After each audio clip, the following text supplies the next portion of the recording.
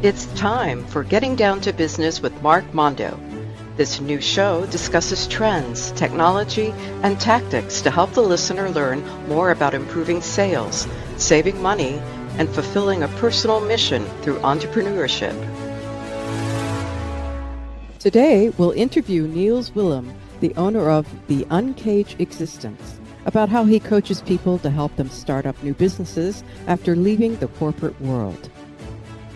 Welcome to Getting Down to Business with Mark Mondo on WVLP 103.1 FM. I'm your host, Mark Mondo. We're on the air in Valparaiso, Indiana, and you can listen to us streaming on the website at wvlp.org or use the TuneIn app on your mobile device and look for WVLP. 103.1 FM WVLP is a local nonprofit radio station based in Valparaiso, Indiana. This show, like many others on WVLP, are made possible by the generosity of donors and underwriters. We accept donations at WVLP.org. Simply click on the support tab and make a one-time donation or sustained pledge to WVLP. All donations are tax deductible. Underwriters are made up of businesses and organizations that support the shows on WVLP. Getting Down to Business with Mark Mondo would like to thank Homes by Hortensia, a Coldwell Banker affiliate in Porter County, Indiana, for their support. Homes by Hortensia has served the region's residential real estate needs in Indiana for over 12 years. Contact Hortensia Moreno at 219-249-5118 or visit homesbyhortensia.com. Homes by Hortensia, habla español. Welcome to the show. In case you're a new listener here, here's my backstory. I've been a consultant for small businesses for the last 25 years, helping small businesses implement customer relationship management software, otherwise known as the CRM system, where I learn their business processes and customize software to help them gain an advantage in sales, marketing, or customer service.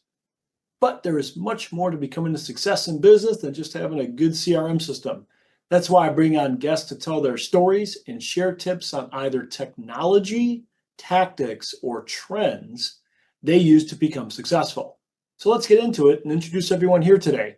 To my side is the producer. She's the star soprano, and she's my wife. It's Mrs. Cynthia Zimmerman. Hello, hello. And let's introduce our guest, Nils Welham. He's an explorer, a listener, someone who really doesn't judge. He likes a challenge while remaining cheeky. He's lived in 4 different countries, visited 46 different countries and counting. And for the last year, he's traveled in a camper while scaling his coaching business. His mission is to get people to be themselves and achieve more freedom and joy. He loves it when people have that little spark in their eyes when they talk about an idea or vision for the future. And this is what lights him up. Welcome, Nils. Thank you for having me. No problem at all. So, hey, I'll start off here. Most businesses start up because a person has a fairly unique technical skill. And if they get hired directly, instead of working as an employee, they can keep 100% of the revenue. And that sounds great. And that played a big part of my origin story when starting my consultancy in 1997. I got really lucky. A friend loaned me money to get certified in a CRM program called ACT. The ACT brand did all the marketing by having my name in every box that went out the door. And I just had to learn tech skills and answer the phone first. Wow, I missed that element of my business where the marketing was done for me. It also took care of the company vision while I was able to focus on technical knowledge and building up internal systems to make me more efficient for delivering tech support. So what happens if you don't have that luxury? Or you want to get out of the corporate world? You need vision and systems to make this happen. Another thing was I was also taught to make this happen on my own without asking for help. After all, showing vulnerability outside of tech support knowledge wasn't exactly a skill that was taught to me in business school or the corporate world. So I don't want my listeners to make the same mistakes I did, no matter where they are in the startup phase. Or maybe your current business is stuck in a midlife crisis and they need help redefining the vision and the systems. And that's where I believe Nils can help the audience out. So welcome, here you are. Amazing. Yeah.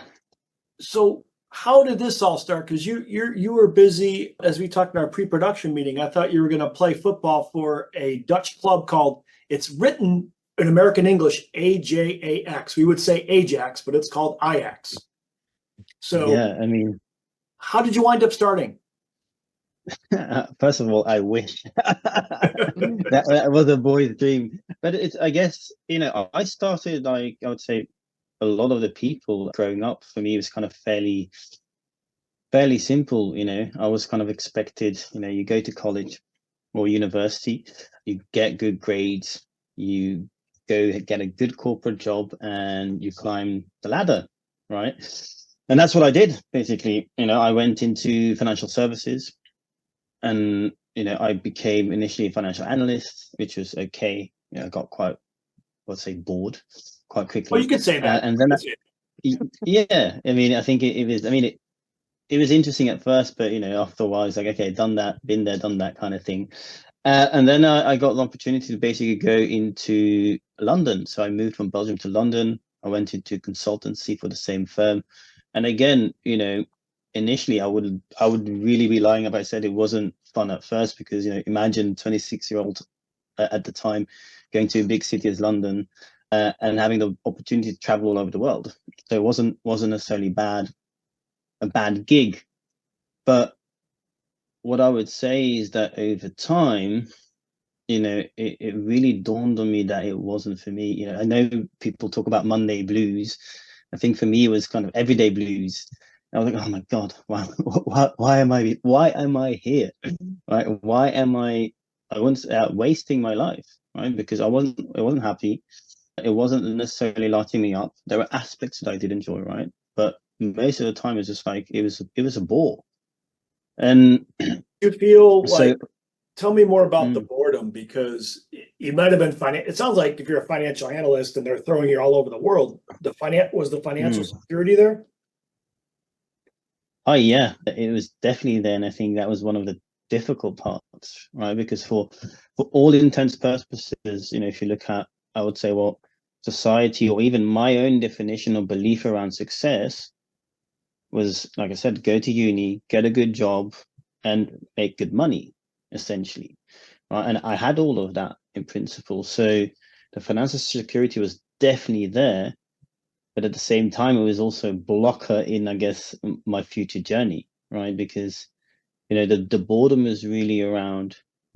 I wasn't able to do what I really enjoyed. I did have my own team, and that's kind of, I guess, where I started to realize what I did enjoy, which is developing people, helping people out. I mean, I remember even talking to some of my team members at the time, where I was essentially helping them kind of fleshing out their own business ideas. I was like, oh, this is awesome. That's what really lights me up. And so I guess there's a few kind of personal things that basically made me take responsibility, because I could have gone down that route and been have an okay life. But for me, it was just soul sucking empty, essentially. So I made a change, and I kind of did the work. I realized what I liked, what I wanted to kind of help people with. And then I started transitioning, which is a story in itself in terms of how that happened, basically. Well, that's why we're here. And I think what we love to hear, you said, when you're talking about the 46 countries, by the way, we're going to reference one of our friends. I think I sent you the link in the pre-production notes. One of our other coaches we interviewed, Travel Bug Annie. She's been able to become a coach, and I think she's hit all seven. She's actually hit all 7 continents. So you got to catch up with Annie. Yeah, definitely. I haven't done all 7 continents. That's cool. I'll need to have a chat with her. So, well, tell us about that journey. I mean, share as much or as little as you like, because I think it sounds like you were fiscally happy. Money was satisfied. That Maslow hierarchy of needs. You got your money, you got your food, you got your shelter. Sounds like you would go for a great pint down in the city of London on the weekend. Yeah. So what was? Yeah. But you got bored. So let's talk about that. Let's unravel that. Yeah, and I think I mean, when I think about a life, And I have lost, for example, I lost my mom when I was younger, and for me that really put a certain perspective into life as well. As in, life is short. You kind of don't know what can happen, and so for me that was it. I didn't like the fact that I was waking up every day and was like, you know how sometimes like people are just complaining, oh yeah, I need to go do my job, the whole 9 to 5, and then the weekend is finally I can do some stuff that I enjoy. Like you said, maybe have a few pints in the city. And in my head at least, that's pretty, it's kind of sad, right? Because we have 7 days a week, 52 weeks, 24 hours a day kind of thing. And the majority of that was being unhappy.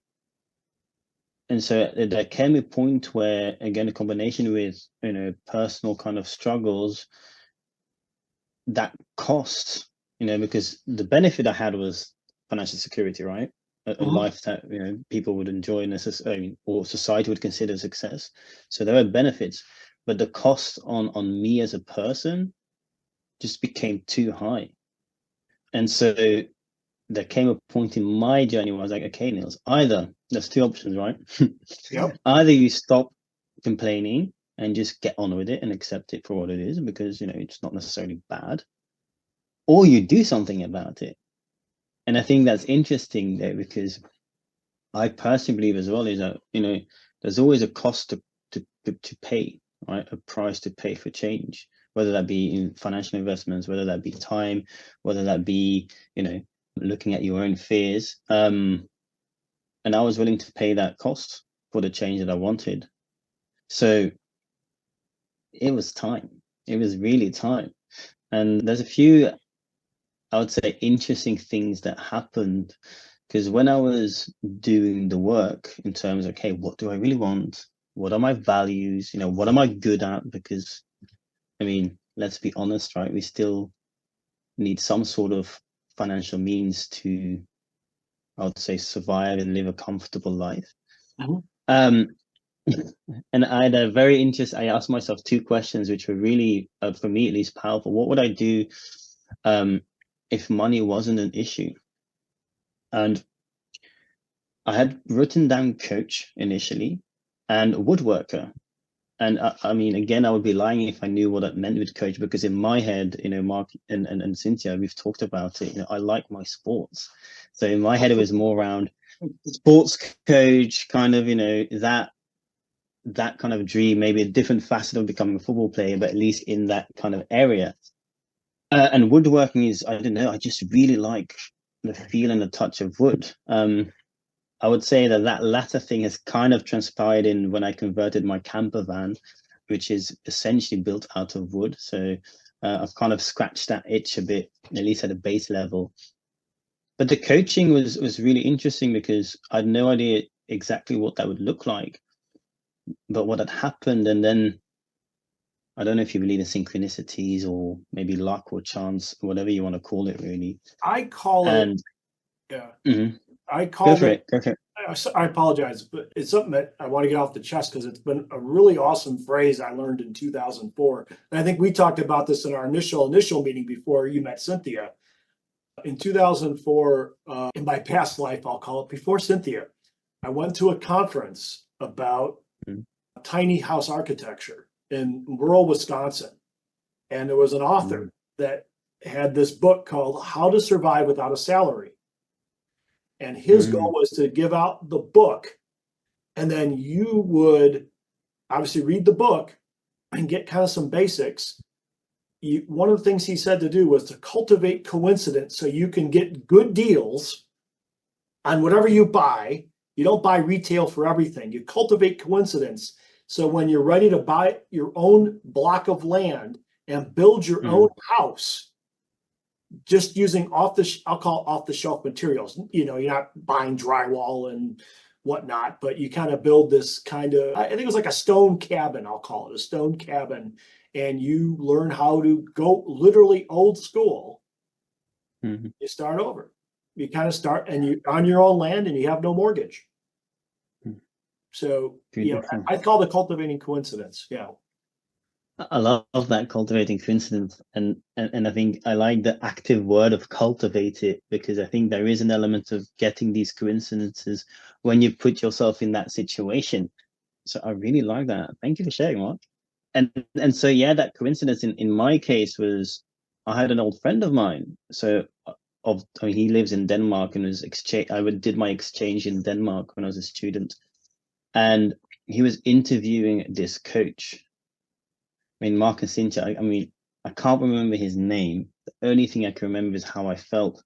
Like my entire body was almost like, it was almost vibrating. So I had this super like big sense of possibility and opportunity because of how that man was talking, what he was talking about. And it kind of all linked back to that big question and those answers of, I'd be a coach.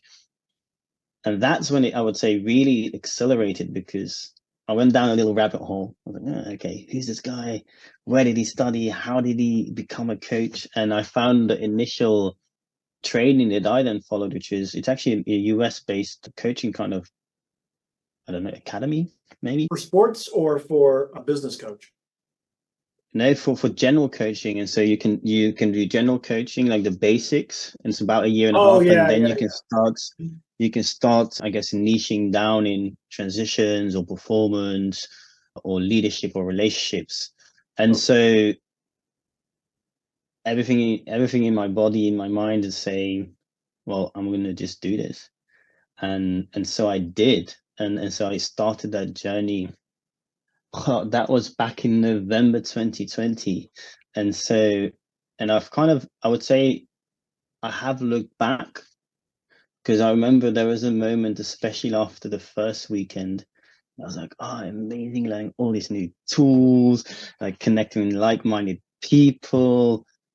But then there was the duality between, hey, but Nils, you are this finance guy, like, who are you to transition, right? Who are you to completely go into on a different path, right? Why are you basically going in the opposite direction of what I believed was success? And so there was doubt in that journey, but luckily, I guess there was moments where I got some guidance, and it allowed me to kind of stay the course. And then the rest is kind of, I would say history. Like in March 2021, I incorporated, started building my business. I went part-time as well in corporate because, I was still living in London, and London is a very fun but expensive city. Oh, yes. It is. Yeah. And I did that for a year. And then I call it my Freedom Day. It was the 31st of December, 2021. That's when I took the official leap and went full-time. Well, that's And that was right around, COVID time. So how did that affect things? Yeah. To be honest, in terms of the decision, I think COVID did also, I think for a lot of people, allow people to slow down, right, to a certain extent. Although from our perspective, because most of our stuff was able to do on the computer, so I was still working full time, like proper hours, let's say, which was a blessing in a way, because I still got my salary, but also I was slightly jealous on people that were on furlough and had all that time. But I would say that it allowed me to slow down a little bit more, and allowed me to really take the time to assess and to sit with things that would be coming up. But from a business perspective, I think it was beneficial in a way, right? Because same reflections I did, I think many people did, right? Because all of a sudden, life was upside down. Yes. And it's like, oh, like, is this really what I want? So that helped. That's a great moment, because I think on a personal level, if I wanted to change my mind on, well, maybe I should do X, Y, or Z for a career. And then how do you feel about it? Like, well, maybe you can make big money doing, let's say you could do really big money selling commercial buildings. But how do you feel when you get it? Do you feel like, wow, holy cow? Or is it like, ooh, I don't know. So I think that it's fun to, talk about either with the people you've worked with so far or in general, at least your experience about that moment. Do you think, what is that? How important is that moment for you? The moment, so just to make sure I got this, when you say aha moment, it's when people sort of realize, this is what I actually want to do. Right. Like when you met your coach, that coach in Denmark. Yeah. Talk about that if you can. Yeah, I mean, and I think it's an interesting one, because for me, that aha moment, again, you talked about cultivated coincidences, right? Because I did some of the work, I looked at my values, and then that came up. And I guess the best way for me to describe it is, it's not necessarily my mind, because I think we have a lot of like inner chatter that is irrelevant. And it just felt right. So it was like that all of my senses, my entire body, my entire being was saying, like, Nils, like, this is it. Like, literally, this is it.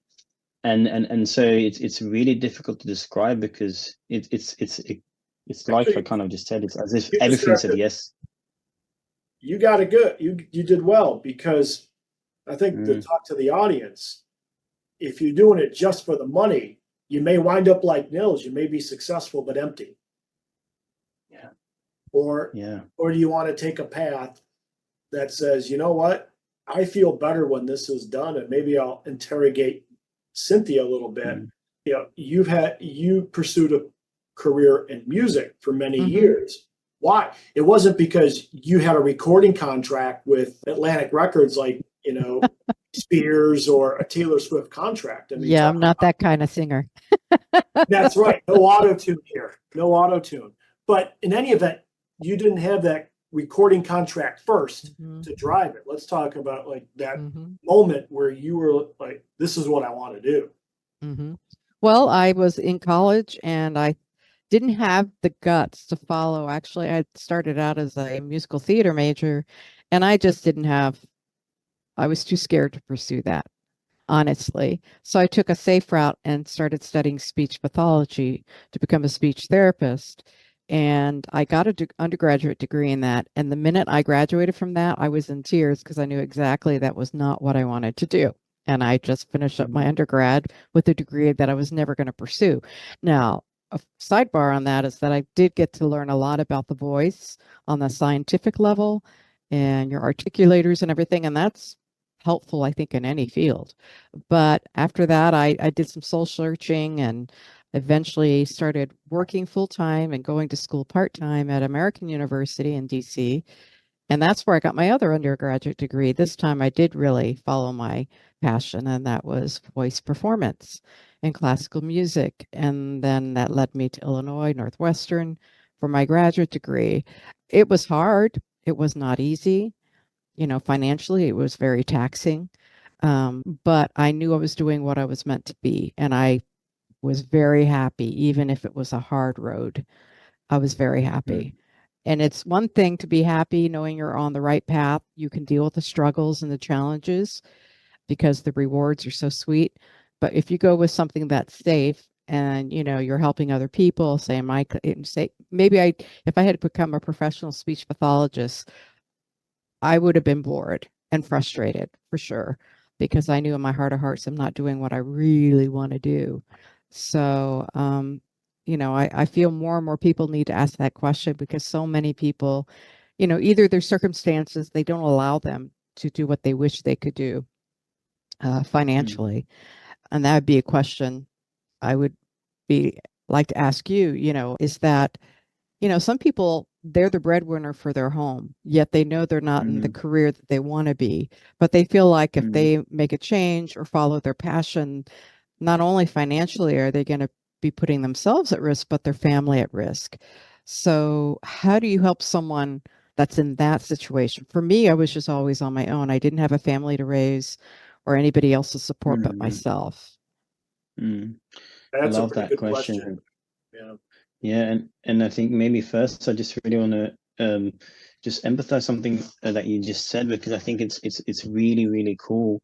You mentioned, right, I knew in my heart it wasn't what I wanted to do, but yet you followed the mind or the fears, and I think that is really important, because I genuinely believe deep down, when we quieten down, everyone, and I mean everyone, knows what they really want to do, but we just don't always give in because we're listening to fears or whatnot. I mean, even for me, when I put my resignation in, it was mid-COVID, and my dad was, it's different generations, more about financial security, and he was like, "Nils, what are you doing?" Like sending me unemployment rates through and stuff. I'd already resigned by then, so but so I think it's really important to highlight that. To come back to your question though, Cynthia, it's a really good point. And when I work with people, and I did this for myself as well, although I might have done it slightly different, if I would do it again, a bit less gung-ho, is get really clear on what your financial situation is. Right? Because when you're creating something new, I mean, the people I typically work with are business owners, right? So, there's an element of selling your product or your service. One of the worst thing you can do is, having to look over your shoulder every single minute, because, if you don't get this deal, you can't put food on the table. And so I really slow that down. And there's an element of radical honesty, right? Is, okay, what is it that you have? What can you also survive on, right? In a sense that, what are non-negotiables for you? And I mean, imagine if you have, if you have a family, of course, one of, first of all, the non-negotiable is to provide for them. Well, okay, so what are the basic provisions that you need? And then step approach, right? Because, hopefully, most people live till quite a nice, long, and I guess high age. If you're really creating a life of your kind of dreams and creating a business that you really want to have, like an aligned life, it's a long-term game. So be willing to step that kind of journey of mastery. I had the same with a good client of mine, actually. So they went from almost not knowing how to feed their pets to now being fully reliant on their business as revenue. And in between, there was taking a job that didn't suit them, then slowly reducing the hours and upping the business. And I think that's really important, is just to look at the facts and look at, okay, this is what will work. And to look at, I would say also, there's no shame in doing it slow. Yeah, I think most there's a people, lot of shame. I totally agree with that in the long game, because I think especially younger people think, well, if they can't succeed in a year or 2 years or 3 years, then they've failed and they have to go back to a regular 9-to-5 job. And there's no shame having a side job until your business really gets off the ground.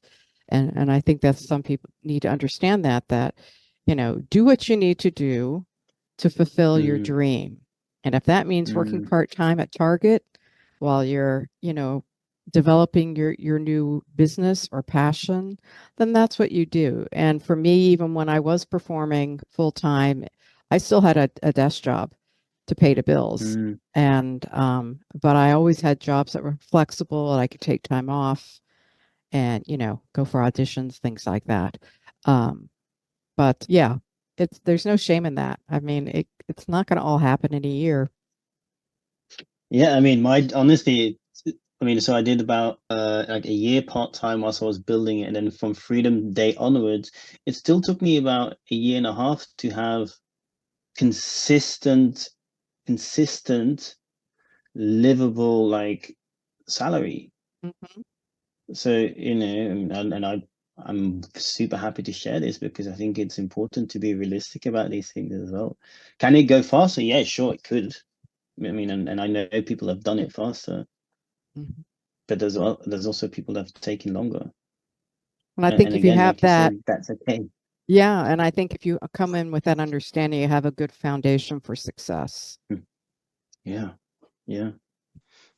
Before we get into the next segment, we wanted to let you know you're listening to Getting Down to Business with Mark Mondo on WVLP 103.1 FM, a community radio station out of Valparaiso, Indiana. Thanks for listening, and let's continue. All right, we're back from station identification break, and now we're at a really good point of the story arc here.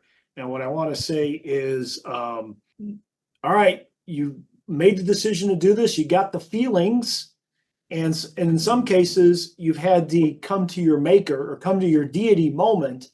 How are you going to get there if you don't have the money, or you weren't born rich, or born with, having a year of savings on the side? So you've had the real conversation on okay, you might have to take a part-time gig, or maybe you're gonna have a spouse that can help you support, or you got to go move back home with family while you build up savings to move.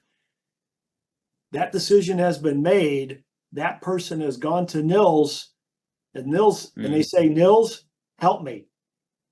What's next? I was like, I would say, let's go create some magic. But so no, in seriousness though, I think the first step really is clarity of vision, right? And with this, with clients, I really slow that down. Because when I talk about a vision, right, our career or business is just one part of it.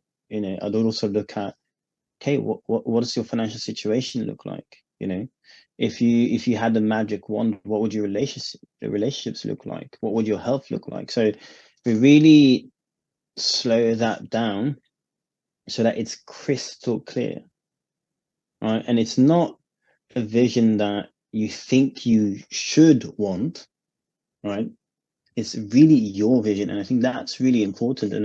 And I really challenge the people I work with on that, because I get a feeling of who they are, and then I can see some of the things, and honestly, I just call BS. It's like, I don't believe that.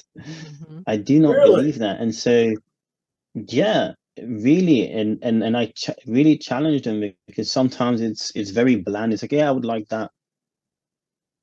And I'm like, okay, I mean, are you willing to get up every day? Are you maybe willing to, move back to your parents to create this?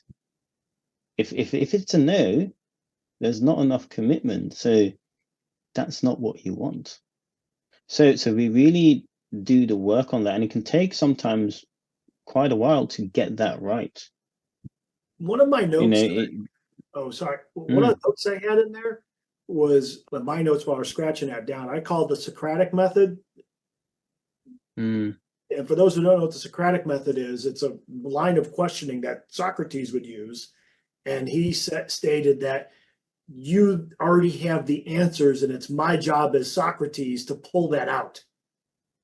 So Yeah. Nils, you might be interrogating somebody, you know what you want, but I'm going to ask better questions. Yeah, exactly. And it's really about getting to the core of it, to the bottom, because, and again, radical honesty is linked to that, right? Because if you want to really create something, and like I said earlier as well, that there's a cost to pay, right? There's a price to pay, effort, money, difficult conversation, whatever it might be. But if you're not fully committed, if you don't believe it's possible, if you can't see it, smell it, feel it, then you're not going to work towards it. In my opinion, it's that simple. And so that's the first step, right? Because if you don't know where you're going, well, then how do you know what steps to take? So what's a bad example of somebody's vision? Like somebody said, I just want to make more money. Would that be like a bad vision? Not necessarily, because, and I think this is also really important, because I think I call it I call it a vision anchored in return on life, rather than just focused on return on investment. What I mean with that is, it's a life that you want. And so for some people, they want to have the big house, the mansion, lots of money. That's okay, because what you want will be different to what someone else's wants. But the important thing for me is, okay, why is it that you actually want this? Like the real why, not just, yeah, because, you know, I think it'd be cool. No, like what's the real reason behind it? You know, maybe it's because you actually really want a sense of security and you want to, you know, feel worthy, and this is something that will help you get there. Right. So I don't necessarily judge, but I do kick the tires. I really kick the tires, because Well, if I you don't do should. that, yeah. So, all right, someone's built a vision. So let's pretend my vision is to have, oh, wait, this is Cynthia and I have this running, running conversation slash joke slash, not a degree of serious. So if somebody said, Mm, look, we want a place in, our vision is, we're in the United States, but we want a place in Cornwall because Cynthia's favorite TV show is Doc Martin, and they film it in a province called Cornwall. For those who don't know where Cornwall is, it's like in the southwest of England. It's the idyllic countryside. It's beautiful. Yeah. And all that. mm. So if somebody said there's a vision, what do you do Mm. to interrogate somebody against that? Well, I mean, I guess, I mean, initially, I mean, we assume that has been, like, we've confirmed that this is their vision. Is the question of what are we going to do after that? Mm-hmm. Okay, cool. So again, also, first of all, Cornwall is absolutely stunning. If anyone that hasn't been, it doesn't look like you're in the UK. You think it's somewhere completely different. But so this is when it starts to become interesting, right? Because then I think we start looking at, you know, the systems of how can we now create this, right? So it's breaking down the vision as well around, okay, what would get me there, right? What are the typical milestones? You know, what are the steps to really create this? And that's the practicality of it. So again, we look at creating an actual plan.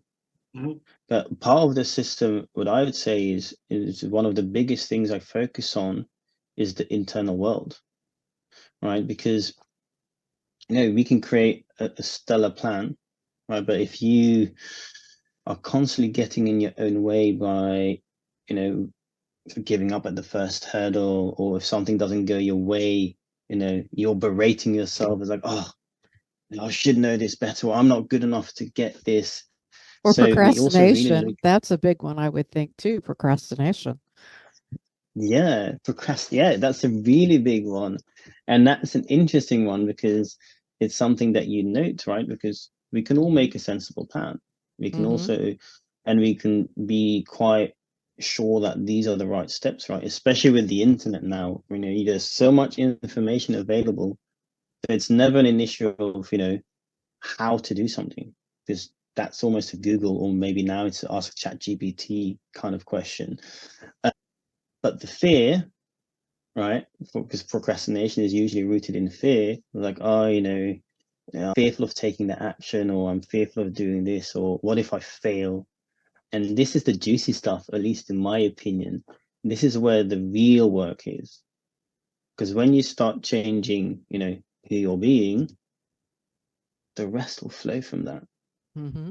I think I can't remember who quote it was. I think it was Carnegie who said, you know, the success you achieve depends on, you know, the level of personal development you do, because the person you become will be, no, the person you will become will define the success that you'll get. And I truly believe that. I probably butchered that quote, so, you know, you will find it if you But you kind of get Google some of the I work that get this the person. essence of what you're saying. Yeah.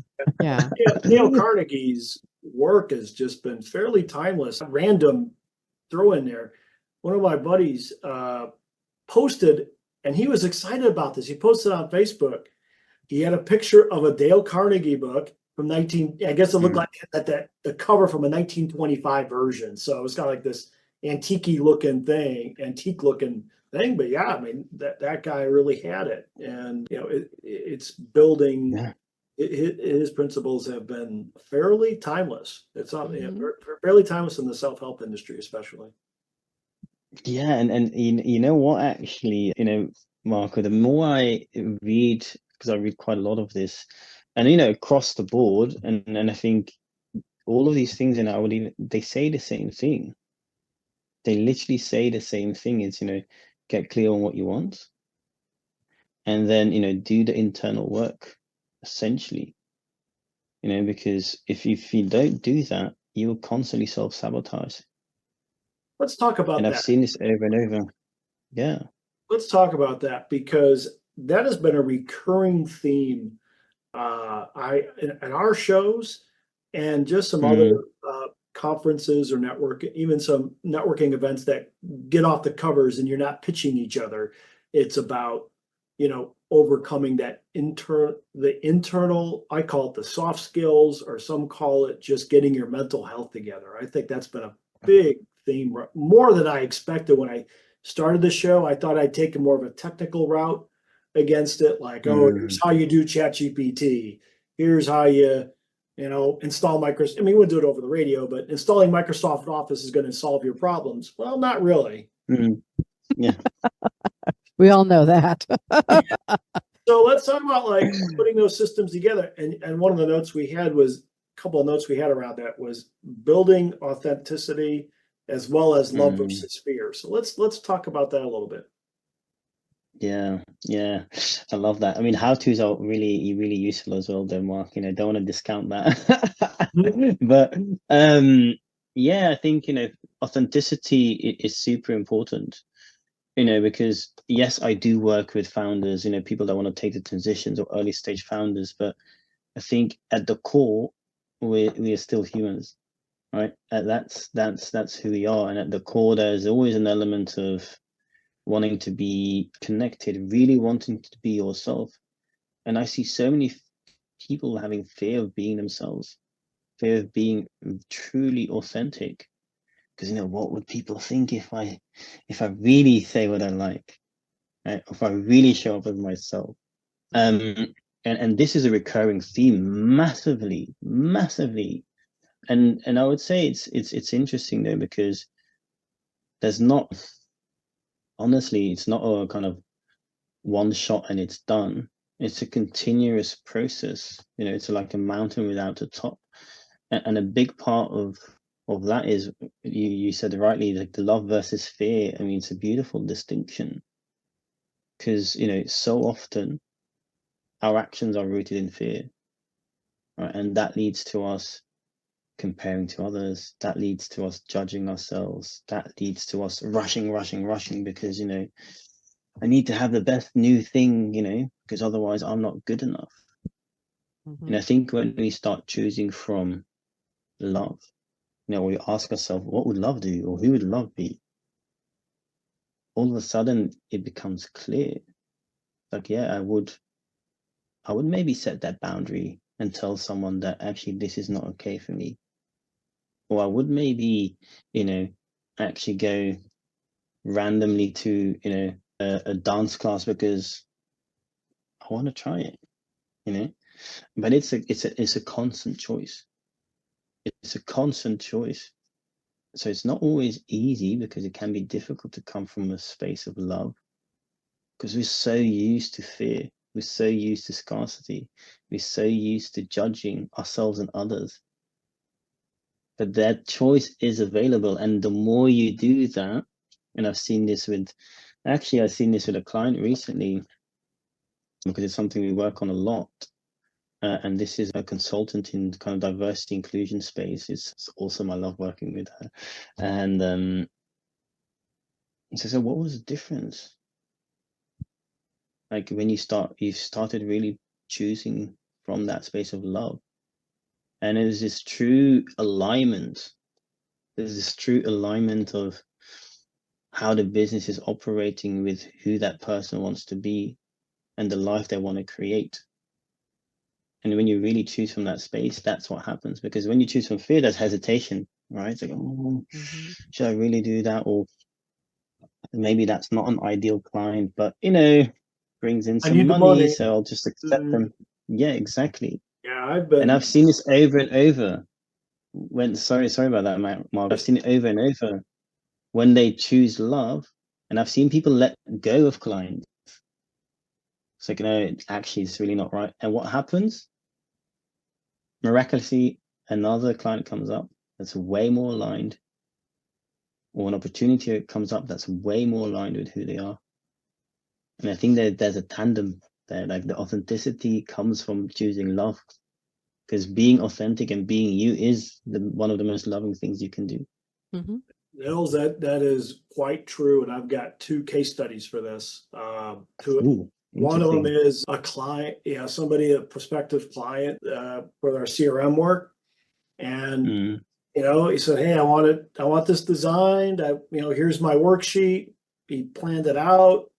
I said, "Look, let's just," and I quoted a job for $700, and I said, "This is what it take if you want it to be really good and the authenticity, and you want this to reflect a long-term investment in your business.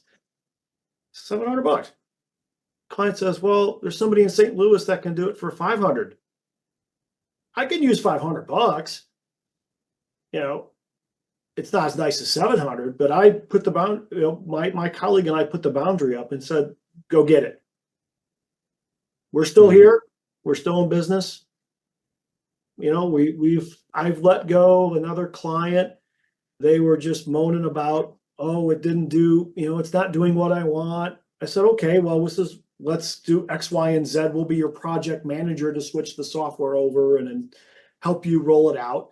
And he said, "I don't have the money." I said, "Okay, go somewhere else. I mean, just leave. It's okay." I think, Mike, love could be an interesting phrase. And Mike, what do you think of playing with that as a love for yourself, or a self-care, or an admiration for yourself, and being able to set that boundary without fear of the world collapsing? I think that's where, if we can pull that off, I think we're all in better shape. And just so you know, he doesn't talk that bluntly to his client. Yeah, this is, I'm talking. I mean, he really is much more nice and professional when he's basically saying, then go to the $500 vendor, because we can't do it for that amount. But yeah, no, I've heard him, I just want that to be, because otherwise you could be saying, well, you're a little negative there, Mark. Maybe you need to come from a source of love more, so. Not too much of a curmudgeon. But I think for Mark, and I've seen this over the years, he's learned to set boundaries so that he does have clients that understand what it takes for him to do his job, to provide them the best product, and aren't looking for the cheapest solution, which ends up breaking anyway. So that's a good point. Yeah, and I love that example, because I mean, in that, for me, it's also taking I hear you also taking a stand for that other person. Yes. Because you're giving them the choice, but it's also, that this will really serve them, and you just set it up right. And if they're not ready, fine, right? But that's not on you. You can just love them and give them opportunity to work with you and work in a certain way. And I love that example. Thank you for sharing, Mark. Oh, no worries at all. I mean, I feel, as they say in the UK, chuffed for, chuffed is like proud of oneself in American English, for taking the stand. I mean, yeah, it was $200, but, I've been doing it for, I've an expertise in that realm for, almost 30, at least 25 years. And if you don't like it, that's okay. Yeah, that's okay. I think that's beautiful. That's like a good statement. It's like, that's okay. That's okay. It's amazing. And put and this is not trying to be a brag, but I hope my audience can relate to this. If you're putting those systems together of your family supporting you, and putting some, financial literacy to keep some decent money in the bank if you can, you'll survive and get through it. Because I've been on both sides of that fence. I've been at a point of scarcity where I had to take on everybody, and no matter the cost to myself. So, and Nils has seen it, and hopefully you in the audience can get inspiration from Nils, Cynthia, and I on that. Yeah. And Mark, on that though, I think it's important to note, because I think that, I mean, it's sometimes easier to do this when you already have an established business, right? It's like, it's easy. Yeah, that might be a little. Yeah, talk about Yeah, that. you're not the best. You're not the best example, Mark. Come on. So let's not make an example out of me. I think there you Yes, go. exactly. There's another. I think it's a great example. I think it's a great example, actually, because you've been on the other side, and I've been there as well. Like in the beginning, yeah, I might have served people where I'm like, "Ooh, yeah, probably was not ideal." And I think that's coming back to being realistic as well. Sometimes in the beginning, you just need to do the hard work, and you might need to, do a few, kind of training wheel projects that it maybe are not your ideal projects. That But I think it's really, yeah, yeah.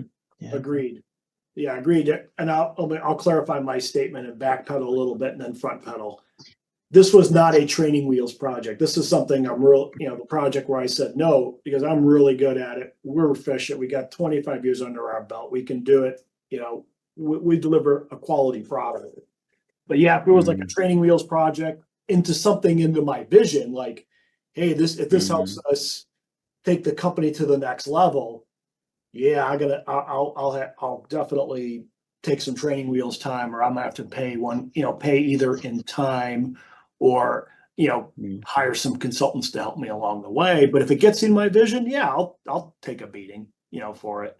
So it kind of segues into something. Actually, Cynthia, in the pre-production meeting, much to my surprise,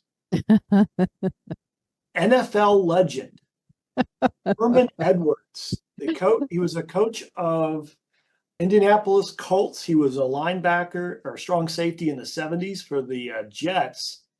And Cynthia came out and quoted Herman Edwards to the following phrase. Cynthia, I'll let you go from there. And it talks about intent versus commitment. A goal without steps is just a wish. And I can relate to that, because when I succeeded, when I was really determined to get my degrees in voice music, I had steps. I was really focused. I kept those steps going. I kept reanalyzing my steps. I talked to people who were in the field to give me advice. And the minute you start slacking on that, at least in my experience, it's like, oh, I've done that. I know how to do this now. I noticed that I wasn't getting the results as much as I would have liked. So, once you have those steps and they're really helping you to move forward to that next goal, don't give up on those steps or that habit of making steps, because, that's the only way you're going to accomplish it. It's not going to just fall in your lap. It never does. So I was watching a documentary on NFL players, and those who had the goal of becoming a professional football player, they achieved that goal, but they had no idea what was going to happen after that career, and they didn't know how to handle their money either. And so they ended up with a lot of nothing after their career was over, and how to pull back from that and have a good life. So that quote really stayed with me concerning intent versus commitment. So, Nils, we got a couple minutes left, and how can we summarize in a couple minutes balancing faith, because there's faith in all this too. Faith. Here's a nice deep question: faith versus vision versus systems. Solve that in 2 minutes. I love that. Right, cool. Let's see.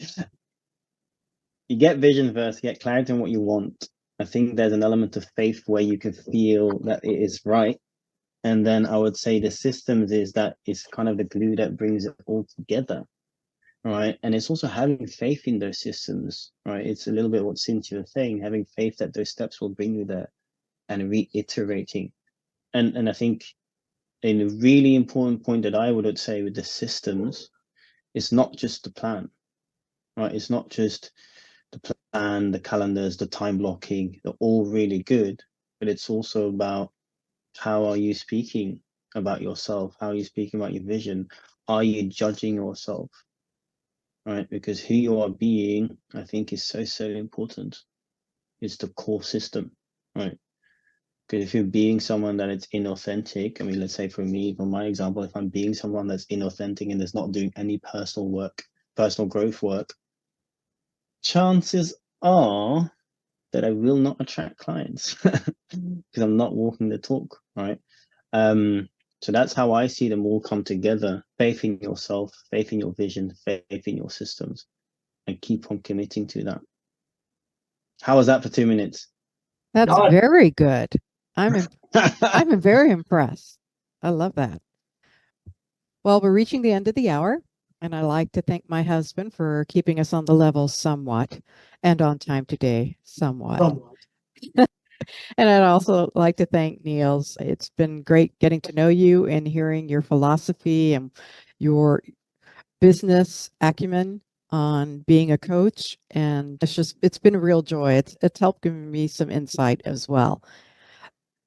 If you missed some of the show today, you can listen to the replay on Thursday at 1 p.m. Central Time on WVLP 103.1 FM or live stream at www.vlp.org. And we store the past shows on Mark's website at www.mondocrm.com/podcast, or you can listen to the podcast on your favorite app at any time. We're listed in the major podcast applications. Just search for Mark Mondo and the show will come up, and you can subscribe to the show for the latest updates. And now the show is on YouTube. Just search for Mondo CRM or Getting Down to Business with Mark Mondo, and the episodes will come up on the YouTube feed. Thank you very much for spending time with us today, and we look forward to you joining us again next week.